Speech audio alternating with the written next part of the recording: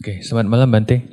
Bante, terkait dengan kekal dan tidak kekal itu, bagaimana dengan kondisinya saya yang dari umur 11 tahun hingga saat ini 29 tahun, itu masih bisa melihat makhluk halus dan juga masih bisa merasakan vibrasi serta energi dari seseorang.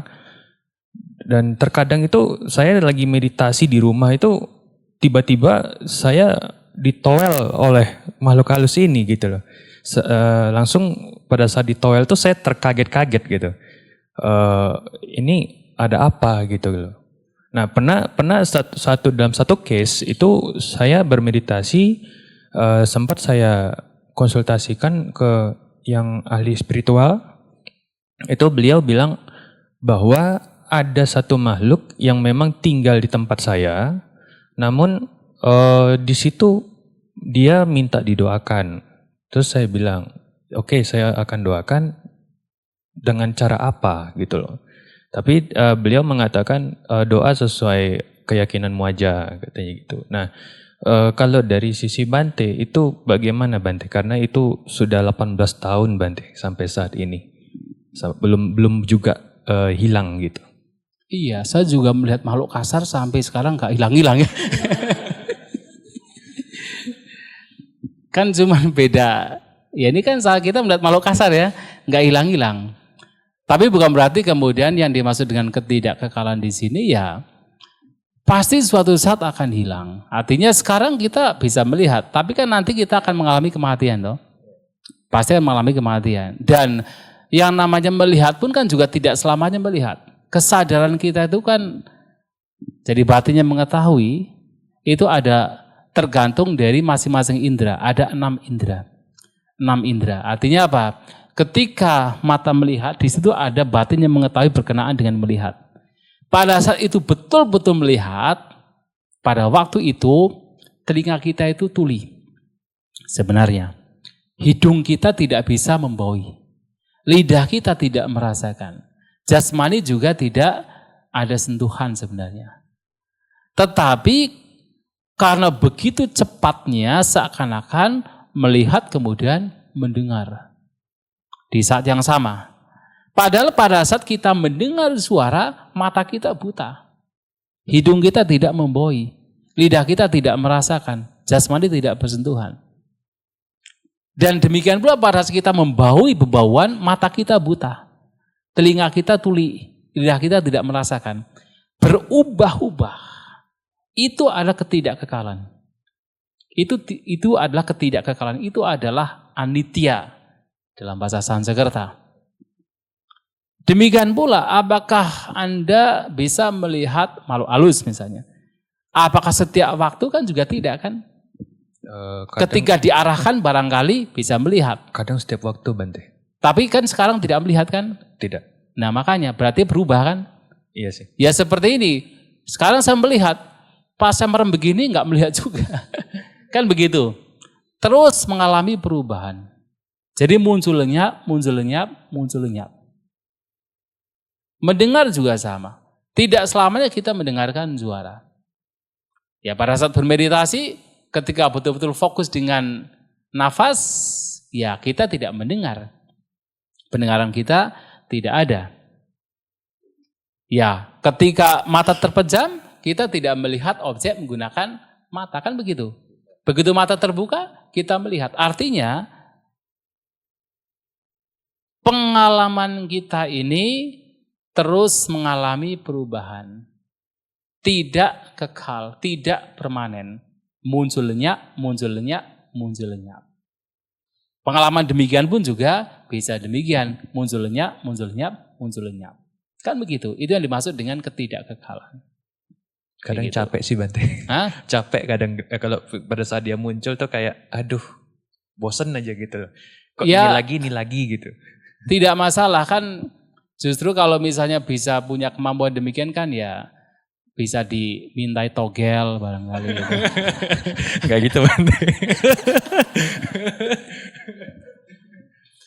Ya nggak begitu, maksudnya kan yang membuat capek itu kan pikiran kita masing-masing. Kan begitu kan. Seperti kita melihat teman-teman gini, apakah kita capek? Enggak juga toh. Kalau kita tidak melekat, ya tidak capek. Kalau kita tidak menolak, ya kita tidak capek. Yang membuat capek adalah kita menolak. Kita tidak menyukai. Kita melihat itu sebagai sesuatu yang negatif. Maka kita menjadi capek. Tapi kalau kita melihat itu sebagai sekadar fenomena, tanpa kita melekat, ya biarkan itu lewat misalnya. Biarkan itu muncul, pada akhirnya juga lenyap. Tidak melekati, tidak menggenggam, maka tidak akan memunculkan penderitaan. Tidak memunculkan rasa capek atau rasa bosan. Kenapa? Ya itu hanya sekedar fenomena. Tanpa kita itu melekatinya atau menolaknya, hanya sekedar fenomena semata. Seperti kita melihat teman-teman kita mendengarkan suara, kalau kita hanya sekedar mengalami itu sebagai sekadar fenomena tanpa melekatinya, tanpa kita membenci atau untuk katakan memunculkan keinginan terhadap objek tersebut, ya kita tidak akan mengalami penderitaan karena itu. Tergantung bagaimana batin kita merespon objek tersebut dengan kebijaksanaan. Itu yang harus dilakukan. Baik Bante, terima kasih. Ya. Kalau dilihat keberlanjutan makhluk itu karena dari 4 unsur, 4 kanda ini Bante. Tadi Bante sebutkan untuk melihat atau menyetop keberlanjutan ini dengan cara satipatthana atau disebut dengan wisdom. Lalu teknik apa Bante untuk mempercepat kita supaya tidak lagi berlarut dalam kelanjutan ini Bante? Tadi Bante sebutkan dengan rakit. Nah rakit apa yang harus kita lakukan dengan yang baik Bante? Terima kasih Bante. Iya. Sebenarnya meditasi itu adalah rakitnya. Yang diperhatikan dalam konteks meditasi yang benar, menggunakan mindfulness yang juga disertai oleh kebijaksanaan, sehingga membawa batin untuk tidak melekati ke sana kemari, itu adalah rakitnya. Karena sesungguhnya yang membuat kita terus mengalami keberlanjutan adalah suka dan tidak suka ini. Adalah kemelekatan ini. Karena kemelekatan, karena suka dan tidak suka terhadap apapun pengalaman yang muncul, dari yang kasar sampai yang halus, itulah kemudian membawa seseorang untuk terus mengalami keberlanjutan. Ini adalah driving force yang membuat setiap orang itu mengalami keberlanjutan. Maka latihannya adalah bagaimana membawa batin, melatih batin untuk tidak terseret oleh kemelekatan, untuk tidak terseret oleh suka maupun tidak suka. Itu adalah latihannya. Dan ini yang sedang diperhatikan. Dan kalau kemudian kita korelasikan lagi dengan sang jalan, apa yang diperhatikan di sini sebenarnya mengacu kepada jalan mulia berunsur 8 sebagai rakitnya. Kenapa? Dalam praktek ini seseorang membawa batin untuk memiliki pandangan yang benar. Melihat bahwa ini adalah sebab penderitaan. Bahwa kemelekatan, suka dan tidak suka adalah sebab penderitaan, itu juga adalah pandangan benar. Ketika pandangannya benar, maka cara berpikirnya juga menjadi benar.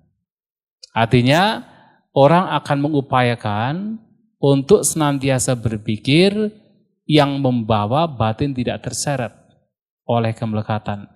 Membawa batin tidak terseret oleh suka dan tidak suka. Cara pandangnya benar, cara berpikir benar, ucapannya juga menjadi benar. Itu otomatis. Perbuatan jasmaninya juga menjadi benar.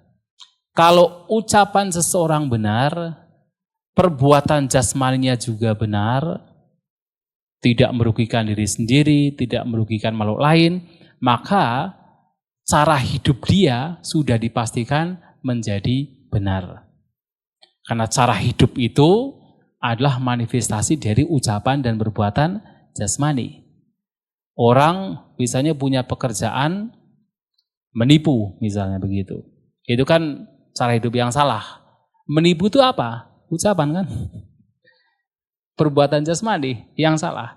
Tapi kalau ucapannya betul-betul dijaga dengan baik atas dasar pandangan, cara berpikir yang benar, perbuatan jasmaninya juga dijaga dengan baik atas dasar pandangan benar, cara berpikir benar, maka cara hidup dia dipastikan benar. Nah, kalau pikiran, ucapan, perbuatan jasmani itu benar, setiap momennya diarahkan ke dalam hal yang benar, daya upayanya juga menjadi benar. Apa yang diupayakan? Mengupayakan untuk melenyapkan pikiran-pikiran buruk yang sudah ada, mencegah pikiran-pikiran buruk yang belum ada agar tidak muncul, mengupayakan kualitas-kualitas batin yang baik bermanfaat yang sudah ada untuk berkembang dan memunculkan yang baik-baik ini yang belum muncul untuk muncul. Meditasi ini adalah 4 ini. Melenyapkan yang buruk yang sudah ada, mencegah yang buruk yang belum ada supaya tidak muncul, mengembangkan yang baik yang sudah ada, dan memunculkan yang baik yang belum ada. 4 ini. Daya, ya, dengan pandangan benar, dengan cara berpikir benar, daya upaya benar ini. Kalau daya upaya benar, apa yang diupayakan itu benar, pasti dia menjadi mindful. Pasti dia menjadi waspada. Pasti dia menjadi perhatian. Kalau daya upayanya benar, maka dia menjadi mindful, dia waspada, dia perhatian, dia nggak teke apa yang dia perbuat. Nah, kalau kemudian ini semua itu dikembangkan, maka dia akan menjadi tenang, batinnya menjadi tenang, batinnya menjadi terkonsentrasi, batinnya menjadi teguh. Ini faktor yang ke-8. Maka ini adalah rakit. Dan rakit ini diperoleh ketika kita bermeditasi. Jadi yang dilatih di sini, walaupun tidak ada istilah-istilah apa dalam bahasa Pali gitu ya, tetapi ini adalah rakit. Ini adalah jalan mulia berunsur 8 yang menjadi rakit. Rakit untuk menyeberang, untuk mengatasi keberlanjutan. Begitu? Iya. Selamat malam Bante. Mau tanya, sharing meditasi saya hari ini, muncul rasa sakit di salah satu bagian tubuh. Nah, begitu rasa sakit ini saya perhatikan menjadi objek utama, itu tiba-tiba muncul penolakan, Bante. Penolakan, tidak suka, terus kebencian. Jadi seharian itu meditasinya jadi nggak bisa fokus gitu Bante.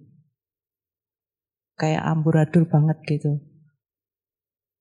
Lalu malam ini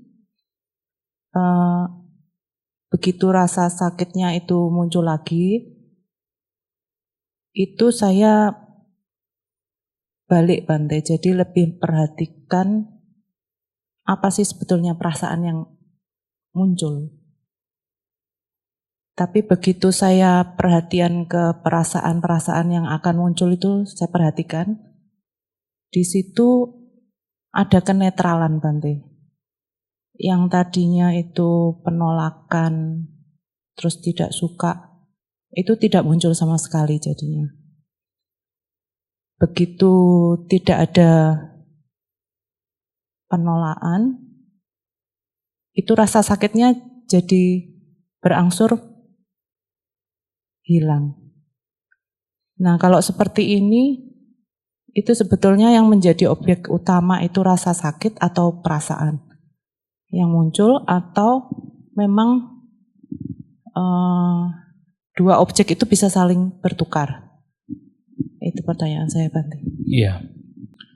Pengalaman yang telah dialami itu sangat baik, walaupun di awal mengalami penolakan terhadap objek sehingga penderitaan muncul karena itu juga pengalaman yang patut diapresiasi, karena dari situ ada pelajaran yang bisa diambil, ada upaya yang dilakukan. Bagaimana supaya walaupun sakit muncul, tapi batin tetap tenang, batin tetap seimbang, batin tetap netral. Ada upaya demikian, dan itu baik. Karena kalau orang tidak bermeditasi, upaya demikian tidak akan muncul. Ketika sakit muncul ya tidak melatih kesabaran. Begitu sakit, langsung kemudian mengubah posisi, langsung kemudian mencari atau menutupi dengan kesenangan. Dan tidak akan ada akhir dari semua itu. Namun dalam meditasi ini walaupun sakit tetap bertahan, tetap bersabar. Dengan pikiran yang kacau, dengan pikiran yang ya dengan gejolak. Mungkin emosi penolakan yang muncul lenyap atau berkembang, tetapi tetap ada upaya dan itu baik. Dan ternyata kemudian dalam sesi selanjutnya di situ upaya demikian ada pengembangan, dalam artian ada pengalaman di mana ternyata ketika berusaha untuk bisa memperhatikan dengan netral, ternyata sakit juga bisa berangsur lenyap. Walaupun itu pun juga tidak kekal. Bisa juga kemudian walaupun batin sudah netral ya sakit, tetap sakit, tetapi tidak kemudian membawa batin untuk membenci sakit tersebut. Nah, apakah dalam mengamati objek yang sakit ini, apakah sakit fisik dengan perasaan itu bisa bersampur, bisa diamati secara bersamaan? Sebenarnya tidak akan bersamaan, hanya saja karena batin kita sangat cepat untuk mengamati objek, maka seakan-akan itu bercampur. Antara sakit fisik dengan emosi atau gejolak yang tidak nyaman berkenaan dengan sakit fisik. Itu bisa seakan-akan seperti bersamaan. Tapi sebenarnya tidak akan bersamaan. Tetapi enggak apa-apa, tidak masalah. Pada saat kita mengamati objek yang lebih dominan, dari nafas, yaitu rasa sakit, Anda bisa mengamati sakit fisiknya, atau Anda bisa mengamati pada gejolak pikiran yang muncul, penolakan, kebencian, ketidaksukaan, keinginan untuk mungkin mengubah posisi duduk, itu bisa diamati dengan batin yang mengupayakan, dengan batin yang tenang, dengan batin yang seimbang, batin yang tidak terseret. Nah, kalau itu bisa dilakukan demikian, itu sangat baik. Walaupun kemudian hanya bertahan misalnya 1 menit, 2 menit, 3 menit, 5 menit, 10 menit, itu sangat baik. Artinya sudah ada latihan. Anda bisa mengamati emosinya atau mengamati rasa sakitnya. Sesungguhnya pada saat mengamati rasa sakit, nanti emosi juga muncul juga. Hanya kemudian yang dominan adalah rasa sakitnya. Atau Anda mengamati emosi yang muncul, sakitnya masih teramati juga. Karena emosi ini muncul karena dari rasa sakit. Tetapi yang dominan adalah emosi yang diamati. Tidak masalah. Keduanya bisa salah satu bisa diamati, namun keduanya teramati. Dan dalam pengamatan tersebut membawa batin untuk netral, membawa batin untuk seimbang, tidak terseret oleh ketidaksukaan. Melihat itu sebagaimana adanya. Nah, itu latihannya dan itu sudah baik. Sudah baik dilakukan.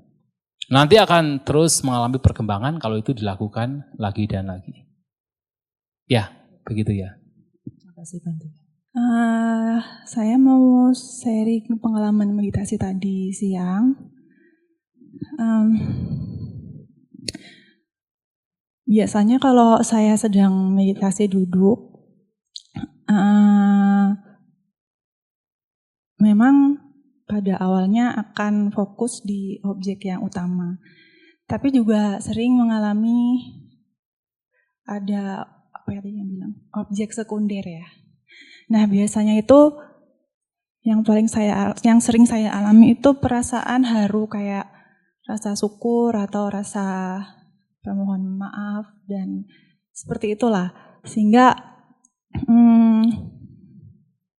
batin saya tuh akhirnya muncul, atau pikiran saya mungkin yang berucap itu katanya bahasa Jawa kayak, Gusti ini menawi saged kalau bisa saya nggak usah lama-lama gitu, maksudnya saya ingin cepat-cepat pulang gitu. Intinya itu yang seputaran itulah, karena mungkin saya sudah pertama mengenal meditasi kan sekitar 13 tahun yang lalu ya. Even secara otodidak, karena saya muslim dan dari keluarga yang Islamnya kental banget ya gitu. Jadi ya saya cuma belajar sendiri. Jadi pengalaman itu yang pertama kali itu mungkin 13 tahun yang lalu. Jadi kayak merasa pengen banget segera pulang gitu. Jadi kalau normalnya orang menghadapi kematian tuh kayak serem ya. Saya malah excited gitu, rasanya kayak gak sabar gitu. Untuk segera ke next step gitu. Nah, karena tadi juga Bante bilang kalau ada kemungkinan itu sikap apatis ya.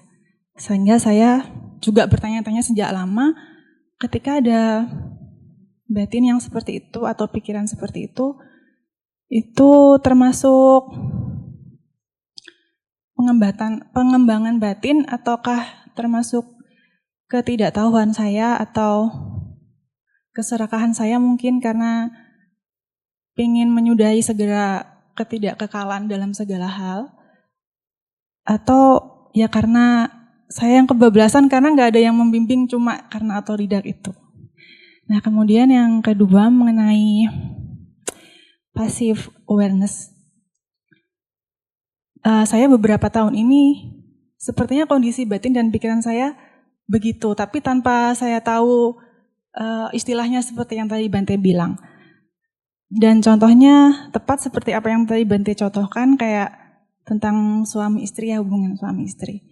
Ini contoh nyata, kayaknya nggak lama kayak suami saya pas ngobrol apa gitu nyambung tiba-tiba bilang kalau saya mau nikah lagi gimana gitu.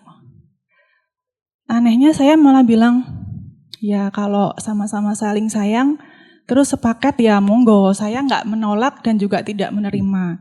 Pokoknya dikit-dikit sekarang itu saya jawabannya ya monggo terserah. Kalau emang itu mau ya sudah gitu. Tapi saya juga punya kekhawatiran kok rasanya jadi kayak flat gitu ya hubungannya ya. Tentang ke orang tua juga sama, biasanya kan kalau dulu kalau ada apa kabar apa itu kita pengen menasehati jadi kayak A sampai Z itu saya kasih bla bla bla. Kalau sekarang tuh lebih kayak ya sudahlah paling saya duduk meditasi terus mengirimkan apa meta itu ya. Meskipun dengan bahasa yang saya bisa pahami sendiri. Tapi di keseharian tuh lebih dominan yang begitu gitu. Jadi mohon kebijaksanaannya dari Bante biar batin saya seimbang, biar nggak apa-apa sembarang wes gitu. Ya terima kasih Bante. Iya. Padahal biasanya ya, orang setiap kali ada masalah mencari Tuhan. Ketika mau dipanggil Tuhan nggak mau ya. Ini malahan mau cepat-cepat dipanggil Tuhan. Pantesan tadi saya bilang tentang suami istri ngangguk-ngangguk ya. Ternyata tidak melekat. Iya, jadi begini. Memang salah satu manfaat meditasi adalah untuk mempersiapkan diri ketika nanti harus meninggal.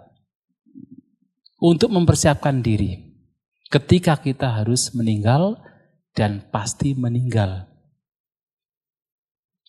Untuk apa? Supaya nanti ketika suatu saat harus meninggal dengan batin yang tidak melekat. Meninggal dengan batin yang seimbang. Meninggal dengan batin yang tidak dikuasai oleh pikiran-pikiran yang buruk.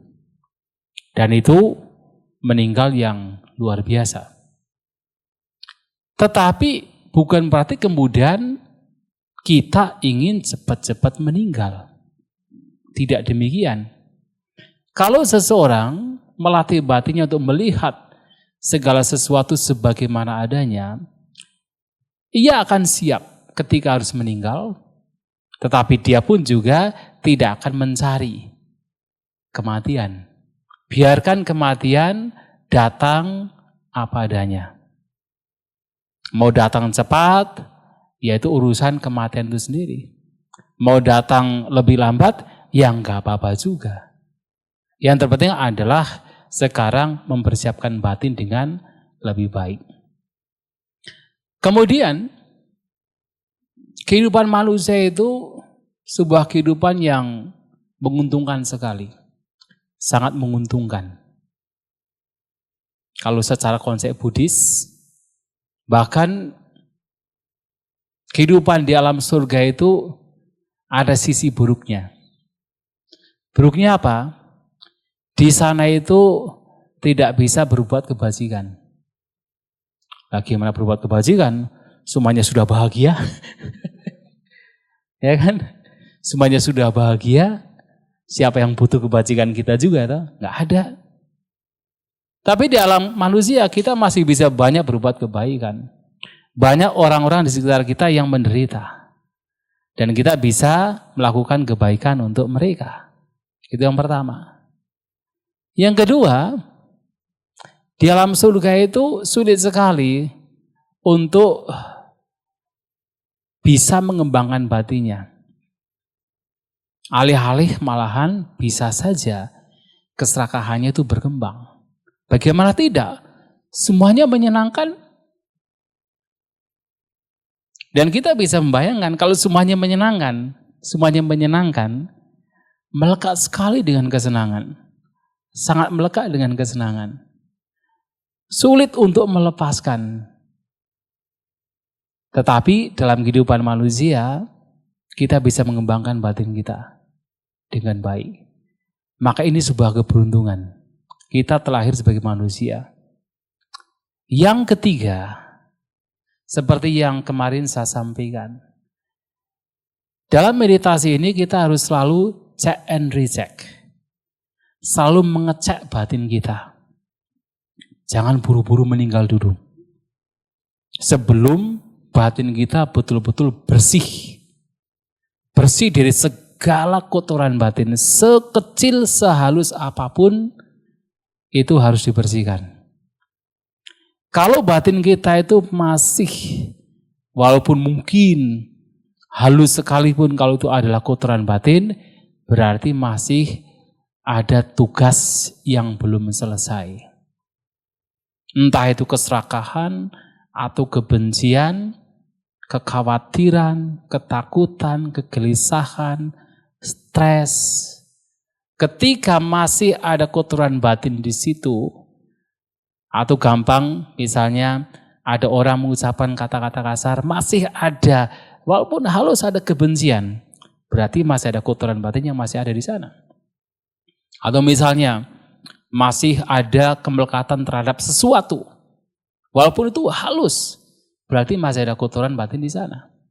Maka sebelum itu bersih total, lebih baik masih menjadi manusia. Karena disinilah kita masih bisa berlatih dengan katakan open 24 hours, terbuka 24 jam. Kita masih bisa melakukan. Nah, sehingga dengan melihat keuntungan kita sebagai manusia, kemudian kita selalu mengecek batin kita, bahwa ternyata masih ada hal-hal yang harus diselesaikan, ya lebih baik kita mempertahankan sebagai manusia untuk bisa melakukan yang terbaik. Ada hal-hal yang baik yang baik seperti tadi kemelekatan itu juga boleh berkurang, itu sangat baik. Tapi sikap kepedulian juga harus dimunculkan. Kepedulian terhadap sesama, terhadap bahkan makhluk lain, itu juga dimunculkan.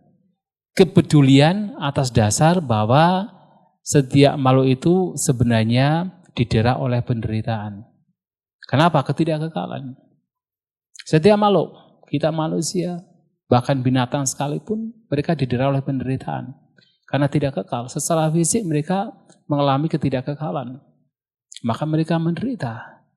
Kemudian secara batiniah juga kecemasan, kekhawatiran itu juga ada pada kita, pada mereka, pada sesama manusia.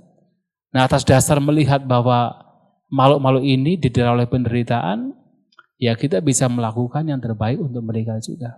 Maka kepedulian juga baik untuk dimunculkan, hanya saja ya peduli tetapi juga bijaksana. Kalau hanya peduli saja tanpa kebijaksanaan, menderita juga. Ya kan? Kita melihat orang lain menderita. Karena kepedulian kita ikut menderita. Kalau tidak ada kebijaksanaan. Nah, maka peduli tetapi bijaksana. Kita peduli tapi tidak harus terseret oleh kesedihan. Hanya karena kepedulian terhadap orang lain. Tetapi hanya tahu kebijaksanaan tanpa ada kepedulian juga menjadi orang yang apatis juga. Itu juga ada miss di sana, ada defect di sana. Bijaksana tapi juga harus ada kepedulian terhadap yang lain. Maka dua ini harus saling, harus seimbang. Bahkan kalau dalam konteks, kan ada istilah IQ dengan EQ ya. Jadi ada intellectual quotient, ada emotional quotient. Dua hal yang harus seimbang. Nah ini juga kepedulian dan kebijaksanaan itu harus seimbang. Yaitu juga masih baik dan patut untuk dikembangkan. Ya, saya kira masih ada hal-hal yang sangat baik untuk dilakukan sebagai manusia. Maka beruntung menjadi manusia, gunakan dengan sebaik-baiknya, tidak perlu mencari kematian, karena nanti kematian pasti akan datang. Ya. Oke, ini sudah jam 1 saja, silakan. Nanti kalau enggak meditasi. Ya. Ya. Bante mohon arahan untuk mengatasi jam-jam kritis. Pengalaman saya baru kali ini saya meditasi sepanjang ini. Saya belajar banyak teknik meditasi, selama ini saya anggap itu sebagai sebuah kekayaan. Hari ini saya meditasi cakra, besok mau meditasi cinta kasih, itu karena pendek, hanya 1 kali saja. Nah, hari ini saya diperhadapkan pada pertanyaan yang menurut saya menarik, yaitu jam-jam krisis saya itu setelah makan siang sampai jam 3, Bante. Terus supaya saya tidak kehilangan konsentrasi, saya akhirnya mengalihkan dengan berganti-ganti metode ini. Tapi kemudian saya mempertanyakan sendiri, jangan-jangan kamu sedang melarikan diri dari apa yang tidak menyenangkan. Nah, pertanyaan saya, bagaimana mengatasi jam-jam kritis seperti ini, Bante? Terima kasih. Kita kembali kepada konsep yang awal saja, bahwa di sini ada yang paling utama ada 2 jenis meditasi. Meditasi duduk, meditasi jalan. Kalau memang dalam jam kritis misalnya mungkin rasa ngantuk ya, yang itu muncul bisa menggunakan meditasi jalan. Kemudian kalau enggak meditasi duduk, bisa diubah demikian. Dengan objek yang sudah disesuaikan dan yang juga penting untuk dimunculkan adalah bertikad. Karena dalam jam-jam kritis di mana ngantuk itu muncul, biasanya akan semakin kuat ketika dari awal itu sudah membiarkan secara fisik mengikuti ngantuk itu sendiri. Tapi kalau dari awal kita itu sudah bertekad, pokoknya saya tidak akan membiarkan satupun objek keluar masuknya nafas lewat dari perhatian. Nah kalau itu dilakukan, nanti kekuatan dari semangat demikian itu akan semakin berkembang. Mungkin 2, 3, 4 hari mungkin masih ngantuk. Nanti kalau suatu saat bisa retreat yang lebih lama, nanti akan diketahui. Mungkin 2, 3 hari akan masih ngantuk. Tapi kalau itu dilakukan lagi dan lagi, nanti hari keempat, kelima, ngantuk itu akan lenyap. Walaupun di jam-jam yang kritis, itu akan lenyap. Nah, jadi harus kembali kepada meditasi yang sudah dilakukan. Nanti kalau diganti-ganti objeknya, diganti-ganti tekniknya atau caranya, nanti tidak akan selesai-selesai.